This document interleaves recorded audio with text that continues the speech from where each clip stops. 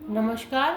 आमोदनी हिंदी साहित्य में आपका एक बार फिर से स्वागत है। जैसा कि आप जानते हैं कि इस चैनल पर हम आपको यूजीसी नेट जेआरएफ हिंदी साहित्य का सिलेबस जो है वो कवर करा रहे हैं। उसमें जो हमारा टॉपिक है वह चल रहा है भारतीय काव्य शास्त्र। भारतीय काव्य शास्त्र में हमने आपको पहले काव्य का स्वरूप, फिर उसके बाद काव्य लक्षण, उसके बाद काव्य के तत्व, और आज हम नया टॉपिक शुरू करने जा रहे हैं जो क्या है, काव्य हेतु। तो काव्य का स्वरूप, काव्य कैसा होता है, दिखने में कैसा होता है, ये हमने आपको पहली कक्षा में बताया। उसके बाद हमने आपको बताया कि काव्य लक्षण अर्थात काव्य की परिभाषा क्या क्या है। ये हमने आपको बताए थे कि किस किस भाषा के विद्वानों ने कौन कौन सी भाषा में काव्य के कारण दिए थे। तो संस्कृत के विद्वानों के बारे में हमने बताया, पाश्चात्य विद्वानों यानी अंग्रेजी में हमने आपको बताया, हिंदी के विद्वानों ने क्या क्या बोला ये हमने आपको बताया। उसके बाद हिंदी के विद्वानों ने, संस्कृत के विद्वानों ने क्या बोला हमने आपको बताया था। और काव्य लक्षण का अर्थ क्या होता है, काव्य की परिभाषा। वैसे ही काव्य के तत्व, किन किन तत्वों से मिलकर काव्य की रचना होती है, काव्य बनते हैं। कवि जब कविता को बनाता है तो किन किन तत्वों का इस्तेमाल करता है ये हमने आपको बताया, जैसे शब्द तत्व, अर्थ तत्व, भाव तत्व, बुद्धि तत्व और कल्पना तत्व, ये हमने आपको बताए थे। और ये कक्षा हमारी इससे पहले जो कक्षा थी तभी समाप्त हुई थी।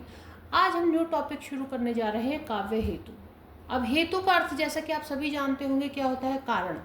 तो किसी भी चीज को करने के पीछे हमेशा एक कारण होता है, तो वो क्या होता है, हेतु।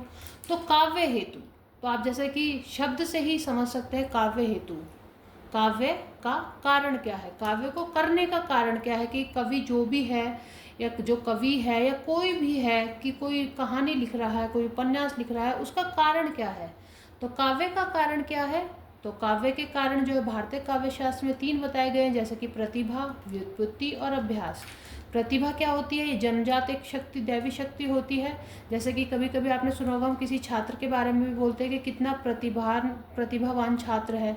तो ये नहीं कि ये बड़े होके ही बच्चे में आती है। प्रतिभा क्या होती है, बचपन से ही दैवी शक्ति होती है जो बच्चे किसी भी मनुष्य के भीतर जन्मजात होती है, जन्म से ही होती है। दूसरा कारण क्या होता है काव्य करने का, व्युत्पत्ति। तीसरा कारण क्या होता है, अभ्यास। जैसे कि आपने सुना होगा, practice makes the man perfect, ये इंग्लिश में। और हिंदी में आपने सुना होगा कि करत करत अभ्यास के जड़मति होत सुजान, रसरी आवत जात के सिल पर पड़त निशान। तो ऐसे ही अभ्यास, जब हम बार बार अभ्यास करते रहते हैं तो क्या होता है, उससे काव्य या कविता बन जाती है। तो ये क्या हो गया, काव्य का एक कारण ये हो गया। फिर उसके आते हैं वृत्तियाँ। वृत्तियों में आत्म अभिव्यक्ति, क्या पता कोई कवि अपने आत्म अभिव्यक्ति के अनुसार काव्य करना चाहता हो, उसका कारण क्या हो, आत्म अभिव्यक्ति हो। सौंदर्य के प्रति किसी कवि का या जो विद्वान है उसका आकर्षण हो तो वो उसके अनुसार काव्य कर देता है, काव्य का ये कारण बन जाता है उसका। वैसे ही कौतुक हो गया। अब यहाँ पे आज की जो कक्षा है इसमें हमने आपको आचार्य मम्मट के अनुसार बताया है। केवल जो कल हम या दूसरी जो कक्षा हम काव्य हेतु पर जो संपूर्ण कक्षा लेंगे उसमें हम आपको अलग अलग विद्वानों के बारे में बताएंगे कि उन्होंने क्या क्या कहा है। तो आचार्य मम्मट के अनुसार शक्ति एक कारण हो गया काव्य हेतु में। निपुणता हो गया, निपुणता मतलब किसी काम में एकदम परफेक्शन, या तो निपुणता हो सकती है किसी की, या अभ्यास। देखिए पहले भी काव्य के कारण जो हमने आपको बताया उसमें हमने आपको बताया प्रतिभा, व्युत्पत्ति, अभ्यास। तो मम्मट का एक पॉइंट तो आपका यहीं से मिल गया कि अभ्यास, प्रैक्टिस।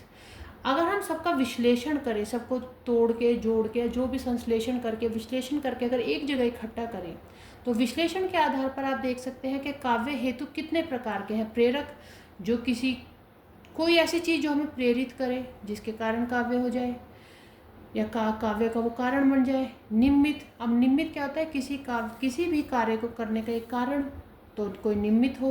उपादान कारण, कोई वस्तु या कोई भी चीज़ हमें ऐसी दिखी जिसको हमने ग्रहण किया और वो काव्य का कारण बन गया, उससे कविता बन गई। तो ऐसे ही काव्य हेतु ऐसे ही होते हैं। तो आज की कक्षा में हमने आपको बताया काव्य के कारण प्रतिभा, व्युत्पत्ति और अभ्यास। वृत्तियाँ हमने बताया आपको, आत्माभिव्यक्ति होती है, सौंदर्य के प्रति आकर्षण हो सकता है, कौतुक हो सकता है। आचार्य मम्मट के अनुसार हमने आपको बताया कि शक्ति, निपुणता, अभ्यास काव्य के कारण हो सकते हैं। फिर हमने सबका विश्लेषण किया, उसके आधार पर on the basis of synthesis हमने आपको बताया कि प्रेरक, निमित्त और उपादान कारण हो सकते हैं। तो काव्य के कारण, काव्य को मतलब बनने के पीछे या बनाने के पीछे या उसके उत्पन्न होने के पीछे या कोई भाव उत्पन्न होने के पीछे, आने के पीछे कारण क्या है, तो वो होता है काव्य हेतु। आज की कक्षा में हम आपको इसके बारे में इतना ही बता रहे हैं। अगली कक्षा में आपको और, जैसे कि आज हमने आपको आचार्य मम्मट का विचार आपके सामने प्रस्तुत किया काव्य हेतु का, ऐसे हम आपको अलग अलग जो विद्वान हैं उन्होंने क्या क्या बताया है उसके बारे में आपको आगे की कक्षा में बताएंगे। तो अभी हम आपको बता देते हैं थोड़ा सा और आगे कि प्रतिभा मनुष्य, देखिए प्रतिभा जो पहला काव्य का कारण जो हमने सबसे पहले लिखा है कि प्रतिभा मनुष्य की एक जन्मजात दैवी शक्ति होती है। उसके अंतर्गत नवीन वस्तु की रचना की स्फूर्ति जागृत होती है। किसी भी नवीन वस्तु को अगर की रचना अगर करनी है तो एक स्फूर्ति कहाँ से जागृत होती है, इससे होती है। ऐसे ही आगे हम आपको बताएंगे। आज के लिए इतना ही। मैं आशा करती हूँ आपको काव्य हेतु क्या होता है ये समझ में आया होगा। आगे की जो कक्षा होगी उस पर हम आपको पूरा इलेबरेट करके बताएंगे काव्य हेतु के बारे में। आज के लिए इतना ही। धन्यवाद। आपका दिन शुभ हो, मंगलमय हो।